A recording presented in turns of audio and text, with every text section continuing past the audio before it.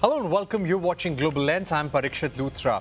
Let's begin with the big story we are tracking. Dozens of delegates staged a walkout as Israel's Prime Minister Benjamin Netanyahu addressed the United Nations. This address comes amidst growing international pressure to recognize the state of Palestine.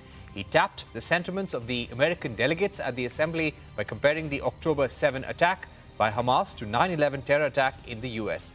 He slammed the supporters of two-state solution, calling it sheer madness. He went on to add that he wouldn't accept this solution and termed this as national suicide. He declared that Israel must finish the job of eliminating any remnants of Hamas in Gaza. He claimed Hamas took away babies and elderly during the October 7th attack. Netanyahu urged the UN Security Council to bring back sanctions on Iran's nuclear program. He proclaimed that the existential crisis for Israel was eliminated after Israel, with the help of the US president, waged a war on Iran. He went on to praise Trump for his support in this cause. Just yesterday, speaking at the assembly via video call, Mahmoud Abbas, president of the Palestinian National Authority, said he's ready to work with world leaders to implement a peace plan for Israel and Palestine. Also, that Palestinians will never abandon their Gaza. Palestinians will never abandon their homeland or their rights. We affirm that Gaza is an integral part of Palestine and that we are ready to assume full responsibility for governance and security there. Hamas will have no role in governance and must hand over its weapons. We're not done yet. The final elements, the final remnants of Hamas are holed up in Gaza City. They vow to repeat the atrocities of October 7th again and again and again, no matter how diminished their forces. That is why Israel must finish the job. That is why we want to do so as fast as possible. Joining us now to take this discussion forward is journalist and author of Spies Against Armageddon, Inside Israel's Secret Wars, Yossi Melman. Yossi Melman, thank you very much for joining us. First, I'd like to begin with two sets of stories that we saw even before the speech began. One, how the IDF was using loudspeakers to broadcast Netanyahu's speech in the Gaza Strip. And number two, before he could start speaking, a large number of delegates left the UN General Assembly. What do you have to say about that? Well, Netanyahu is a master of words, and indeed he is a great orator. And every year at the GA UN meeting, he's bringing some sort of theatrical devices, which he also brought today by broadcasting his parts of his speech to the residents of Gaza and also to the hostages held by Hamas in the tunnels of Gaza. Most Israelis are used to this kind of gimmicks, and therefore it doesn't leave any impression on them. On the other hand, the walkout of the diplomats is also not that important, but it signifies how Israel is becoming more and more isolated in the world's international community. Right. I would also like to ask you, Mr. Melman, what does this speech indicate about Netanyahu's plans? He said that the Israeli government will go after the remnants of Hamas in the Gaza Strip and wants to completely eliminate the ability of Iran to carry out nuclear attacks. And he said that some capabilities also exist. Does this mean that this war could now continue indefinitely? Well, first of all, one has to admit that the Israeli government, led by Netanyahu, gained and achieved significant victories in the last 2 years, mainly against Iran in last June, with the support of the US, also against Hezbollah in Lebanon.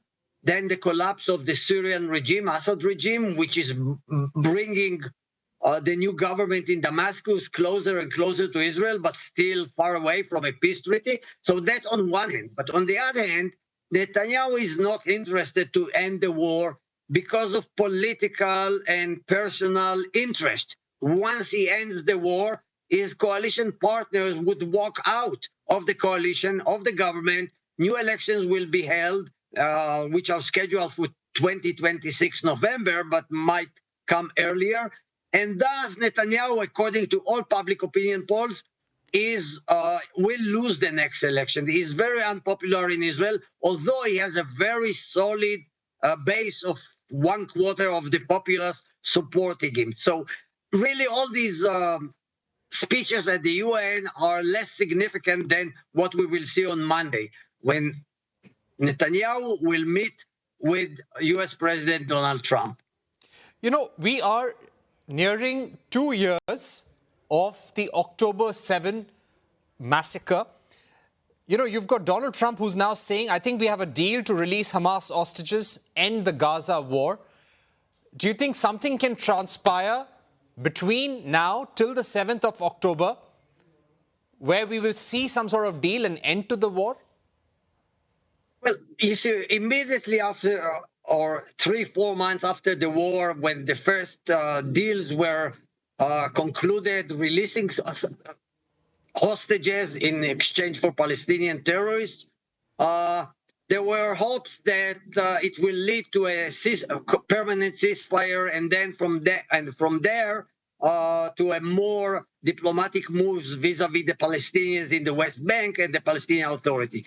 However, Netanyahu has shown that he is interested in perpetual war because it serves his political interest and his government interest, and therefore there is only one person in the world, one leader in the world that has a certain influence on Netanyahu, and this is President Trump. Now, Trump in the past also was talking about ending the war, about releasing the hostages, about coming forward with the Arab nations to save the lives of the Gazans and the misery and the suffering of the Gazans, and to reconstruct Gaza. Gaza is now one big ruins. You know, it's rubbles. 70% of its buildings have been destroyed by Israeli bombardment, air force, and artillery shells. So it's up to Trump. I assume that if Netanyahu has to choose between his right-wing Messianic zealot ministers and his friendly relations with Trump, obviously he will choose Trump. Now, Trump has been very unpredictable, as we all know, not just in this conflict, in the Israeli-Palestinian Gaza conflict. So he speaks a lot about the need for peace all over the world, but he does very little about it.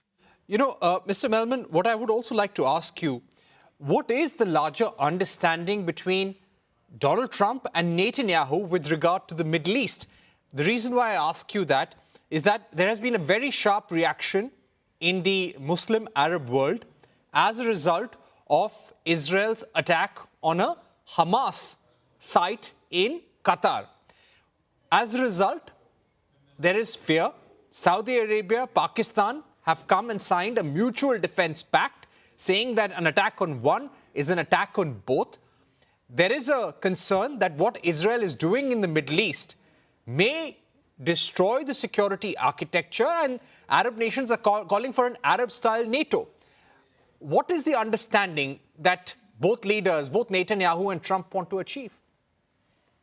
Well, Netanyahu is acting against the advices of his security and intelligence chiefs. All his security chiefs advised him not to launch that attack in Doha, Qatar, because it would torpedo the efforts to release the hostages and to have a deal which would bring a ceasefire in Gaza.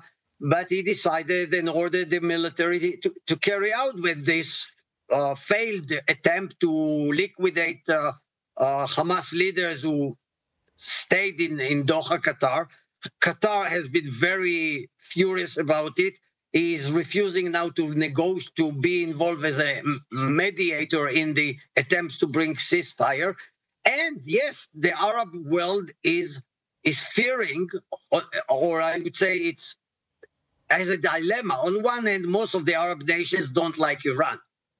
They don't like Iran, and they praise Israel and the United States for the attack on the Iranian nuclear sites and air defenses just 3 months ago by the Israeli Air Force and the B-2 bombers. On the other hand, they fear that Israel is helping to destabilize the Middle East. And that's why you see this move of Saudi Arabia having some sort of agreements or deals in the direction of defense pact with Pakistan. And Pakistan is a nuclear country. And therefore, it's a sign that Saudi Arabia not fully trusts Trump, and not only Saudi Arabia, also other countries. So they still need the United States. The United States has a lot of vested interest in the Arab world, especially the Trump family in the United Arab Emirates, in Bahrain, in Qatar, and in Saudi Arabia.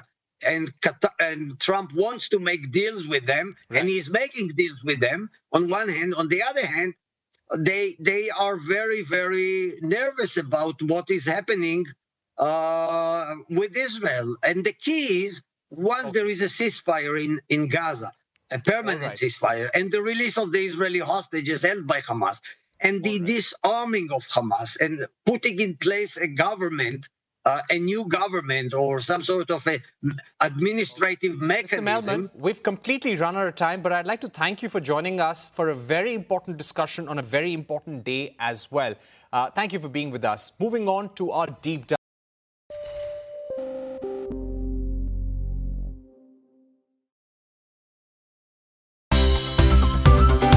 Well, thanks so much for tuning in to CNBC TV18. Make sure you follow us and stay updated on all our social media platforms.